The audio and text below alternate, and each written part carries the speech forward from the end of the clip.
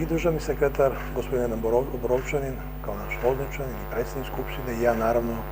smo imali to zadovoljstvo da se malo ovde u ovoj kancelariji posvetimo onih prvih koraka na putu, da kažem,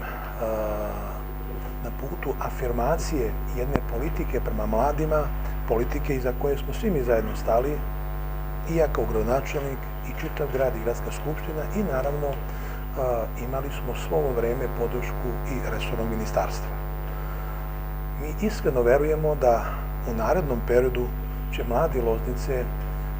mnogo smelije se uključivati u sve tokove društvenog života u ovom gradu, jer jedno bogato iskustvo je i za ove kancelarije i za ovog omladinskog centra, dakle nekih 8 godina jednog dobrog, uspešnog rada. Ja sam, obraćajući se danas s njima, rekao, počeli ste, kako to obično biva, sa prvim korakom, ali mnogo koraka ste učinili na jednom putu ka vrhu.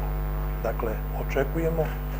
mnogo aktivnosti, mnogo inicijativa, mnogo energije, a podrška nikada neće biti dovedena u pitanje. Ostaje i meni, i našem gostu, i nama ovde u gradu, da mladima i ovoj kancelariji poželimo puno uspeha u daljem radu. Ministarstvo omladine i sporta je u skladu sa svojom politikom da stvara mladima uslove za rekreativno bavljanje sportom i za zdrav stil i način života. U partnerstvu sa Kancelarijom za mlade grada Loznice finansiralo ovaj projekat i upravo ovaj Trim park će omogućiti mladim ljudima da svoje vreme provode kvalitetno, da se rekreiraju i da zaista žive zdravim načinom života. S druge strane, to je jedan lep primer kako su mladi upravo tražili da imaju takvu jednu trim stazu, gde je lokalna samouprava to podržala, ministarstvo finansiralo, i to je jedan od zaista kvalitetnih primjera da